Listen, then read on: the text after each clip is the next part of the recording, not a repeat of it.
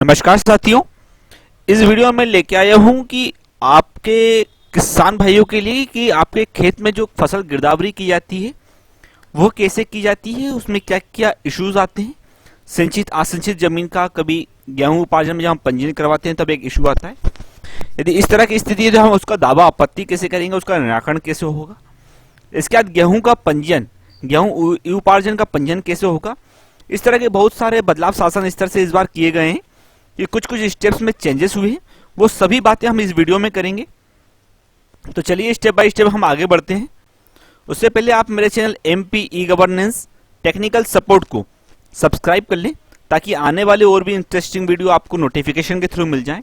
Video अच्छा लगे तो लाइक कर दें, दूसरे साथी किसान भाइयों के साथ शेयर कर दें। कुछ समस्या आ रही है तो कमेंट बॉक्स में कमेंट कर दें ताकि मैं वहां आपका समाधान कर सकूं। तो सबसे पहले हम देख लेते हैं कि फसल गिरदावरी होती क्या है। फसल गिरदावरी में हर फसल के बोने के बाद संबंधित पटवारी के द्वारा गिरदावरी का कार्य किया जाता है। उसमें ये देखा जाता है कि आपकी फसल, क्या फसल आपके खेत में बोई गई है, सिंचित है, असिंचित है, किस तरह से बोई गई है, फसल की कैटेगरी क्या है। इस तरह की काफी कुछ जानकारी आपकी पटवारी द्वारा संकलित की जाती है। आजकल ये सारी प्रोसेस ऑनलाइन हो गई है, तो ऑनलाइन मोबाइल ऐप के द्वारा इस जानकारी भरी जाती है। परंतु होता यह है कि कई बार ये जानकारी थोड़ी बहुत गलत हो जाने से किसान भाइयों को बहुत अधिक नुकसान उठाना पड़ता है। जैसे कि किसी की गेहूं की फसल इस समय सिंचित या असिंचित है। सिंचित असिंचित का जब रकबा मिसमैच हो जाता है तो इसकी उपज का डिफरेंस हो जाता है, जिसके कारण वो कम कुंटल का उसका ई उपार्जन का पंजीयन हो पाता है। इस तरह की समस्या देखने में आती है। दूसरी समस्या ये होती है कि किसी किसान ने गेहूं की जगह कोई और फसल बोई है, संबंधित पटवारी के द्वारा गलती से गेहूं कर दी या गेहूं ना होकर कोई और फसल कर दी। इस तरह की कुछ कुछ समस्याएं देखने में आती हैं। तो हम इस वीडियो में देखेंगे कि पटवारी जी के द्वारा जमीन में कौन सी फसल की गिरदावरी की गई है, क्या क्या जानकारी भरी गई है। इस तरह की सभी जानकारियां हम इस वीडियो में देखेंगे। यह देखना है कि जानकारी सही है या गलत है। गलत है तो सुधार कैसे होगा, दावा आपत्ति कैसे होगी, पूरी प्रोसेस हम इसमें करके देखेंगे। तो चलिए मैं आपको अपने मोबाइल स्क्रीन की तरफ ले चलता हूं। मोबाइल स्क्रीन में हम देखने वाले हैं, ये मैं अपने मोबाइल पे आ गया। मोबाइल में हमें दावा फसल गिरदावरी देखने के लिए हमें सबसे पहले प्ले स्टोर से एमपी किसान ऐप ये अपने मोबाइल में इंस्टॉल कर लेना है। एमपी किसान ऐप कुछ इस तरह का आपको दिखेगा। मैंने अपने मोबाइल में इंस्टॉल कर लिया, इसलिए यहाँ पे मुझे ओपन का ऑप्शन दे रहा है। इस तरह का सॉफ्टवेयर एक मध्य प्रदेश शासन ने बनाया हुआ है। एमपी किसान ऐप में आप बहुत सारे ऑप्शन यूज कर सकते हैं। पहला ऑप्शन है फसल स्वघोषणा दावा आपत्ति। यदि फसल की जानकारी कुछ गलत लग रही है आप यहां से दावा आपत्ति कर सकते हैं। दूसरा ऑप्शन है गिरदावरी की जानकारी। यहां से आप देख सकते हैं कि आपके खेत जमीन में संबंधित पटवारी द्वारा क्या जानकारी भरी गई है। तीसरा ऑप्शन है ई उपार्जन पंजीयन।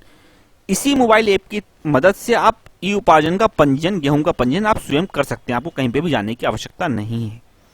चौथा ऑप्शन पीएम किसान। पीएम किसान की जानकारी आप यहां से देख सकते हैं। खसरा खतौनी की नकल आप यहां से निकाल सकते हैं। और भी इस तरह के बहुत सारे ऑप्शन इस सॉफ्टवेयर में दिए गए।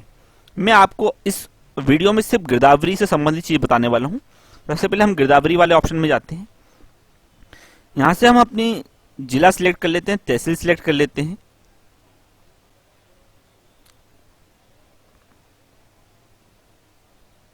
हल्का सिलेक्ट कर लेते हैं।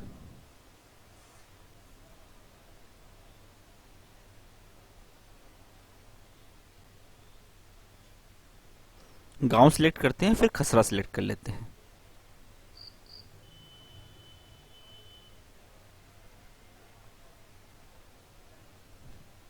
देखते हैं कि यहाँ पे कोई श्यामा बाई सबिता बाई करके कुछ खसरा नंबर आ गया, रकबा आ गया। तो पटवारी जी ने यहाँ पे इनका गेहूं और सिंचित 0.849 क्षेत्र में सिलेक्ट किया हुआ है। यदि आप इस जानकारी संतुष्ट है तो कोई दिक्कत नहीं है, आपकी जानकारी सब कुछ सही है। मान लीजिए पटवारी जी ने यहाँ पे गेहूं की जगह कोई और फसल सिलेक्ट की होती, सिंचित या असिंचित का लफड़ा होता, तो आपको इस स्क्रीन से बैक जाना है और पहले वाले ऑप्शन में आ जाना है जहां पे लिखा है फसल स्वघोषणा दावा आपत्ति। अब देखिए इस तरह की जानकारी यहाँ पे मैंने सिलेक्ट की हुई है। नीचे वाली जानकारियां भरी हुई हैं, जो ग्रीन आ रही हैं मतलब कि पटवारी जी ने इसकी जानकारी भर दी है। ऊपर रेड आ रहा है मतलब कि कुछ बाकी है। मान लीजिए अब मैं नीचे वाला जो बीच वाला ऑप्शन है खसरा नंबर 71, इसमें मुझे जानकारी देखनी है। इस पर मैंने क्लिक किया। यहाँ पे 71 नंबर में सिंचित गेहूं 0.261 हेक्टेयर की जमीन रकबा ये शो कर रहा है। बाई चांस ये जानकारी गलत है तो आप ये हरे वाली विंडो पे क्लिक करें। नीचे आवेदन की स्थिति जांचें। यहाँ लिखा आ रहा है खसरे की जानकारी भरी हुई है, सहमत है तो आप दावा आपत्ति करना चाहते हैं, आप ओके कर देंगे। हमें दावा आपत्ति, हमने जानकारी गलत है, ठीक है, ओके।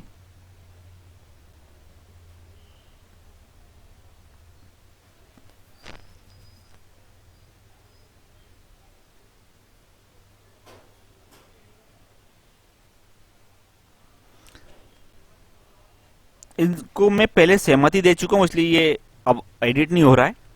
मैं ऊपर वाले पे दिखा देता हूँ 529 वाले पे 529 रिक्त भूमि इनने शो की हुई है। मुझे दावा आपत्ति है या सहमत है, सहमत कर दें हम तो ये हमारा लॉक हो जाएगा, जैसे कि मैंने पहले कर चुका हूँ। दावा आपत्ति करनी है तो हम इस पर क्लिक करें, ओके, तो ये पूरी ब्लैंक हो जाता है। फिर यहाँ पे हमें अपना मोबाइल नंबर भर के प्रोसेस आगे कर देना है। मौसमी फसल, पूरा ऑप्शन यहाँ पे आते जाएंगे, फसल आप चुन लें, अनाज, जो भी आपकी फसल आपके हिसाब से है वो सारी ऑप्शंस यहाँ पे आते जाएंगे। यहाँ ऊपर एक कैमरे का बटन है, यहाँ पे आपको लोकेशन पे खड़े होके फसल का, खेत का फोटो खींचना है। ये जीपीएस इनेबल्ड है, यहाँ पे फसल का फोटो जाएगा, यहाँ पे मैंने अपलोड कर दिया।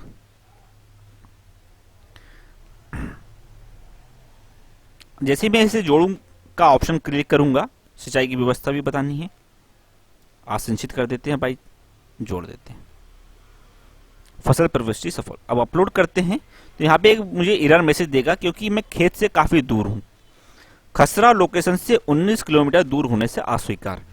मुझे ये काम अपने खेत के आसपास खेत पे ही खड़े होकर करना है, तो ये जानकारी हमारी एक्सेप्ट हो जाती है। देखिए पहले वो हमारे में रेड आ रहा था, अब ये येलो हो गया, मतलब कि हमने उस पर प्रोसेस कर रहे थे। इस तरह आप उसमें दावा आपत्ति कर सकते हैं।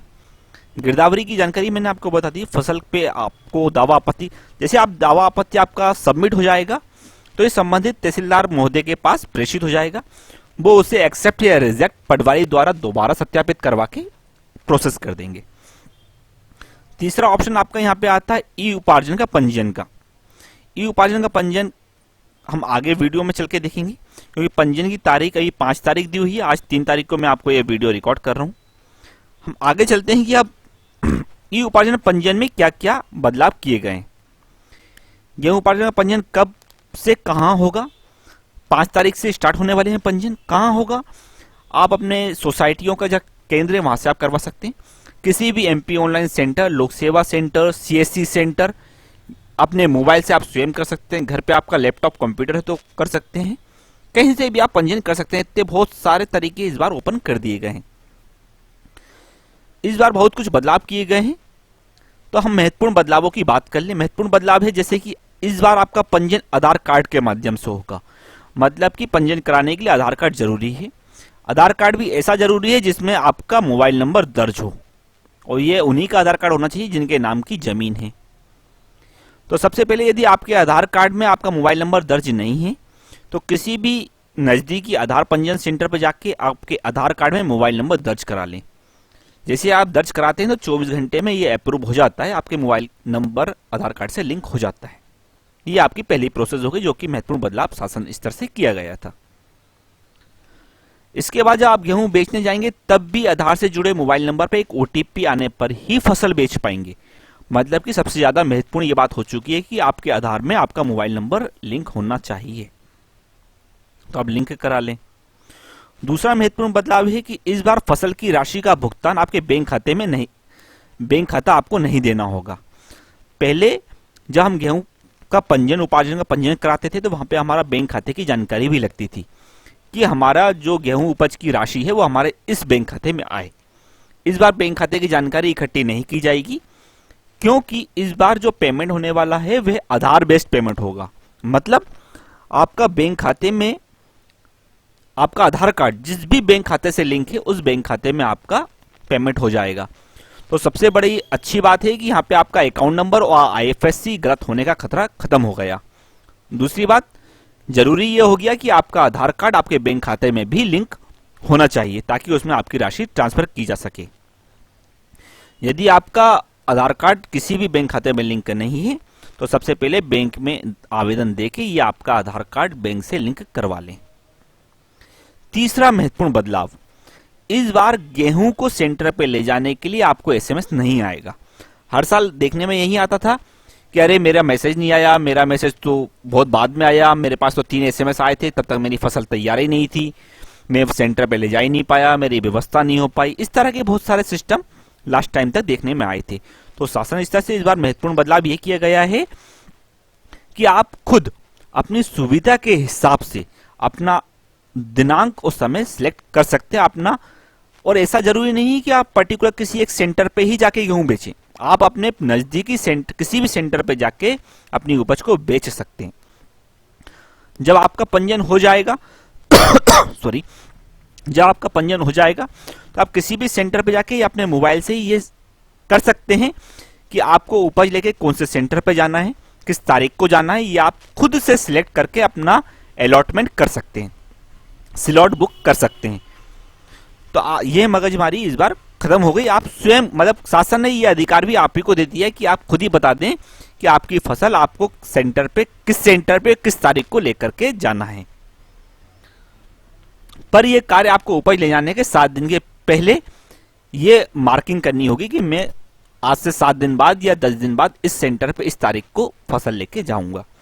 इस तरह की जानकारी आपको, अब इसी तरह की और भी कुछ बदलाव किए गए हैं जिसकी पूरी जानकारी पंजीयन शुरू होने पर मैं आपको एक लाइव पंजीयन करके बताऊंगा कि क्या क्या किस तरह से हम स्वयं का पंजीयन कर सकते हैं। इस बार भी पंजीयन आप सभी अपने अपने मोबाइल से घर बैठे फ्री में कर सकते हैं, आपको कहीं भी जाने की आवश्यकता नहीं है। इस तरह की जानकारी आपको सही लगी है तो वीडियो और लोगों को भी भेज दें। कोई कमेंट, कोई कंफ्यूजन हो तो आप कमेंट बॉक्स में डाल दें ताकि उसका मैं सुधार कर दूं और शासन स्तर से इस तरह की बातें पहुंचाई जा सके। चलिए, थैंक यू।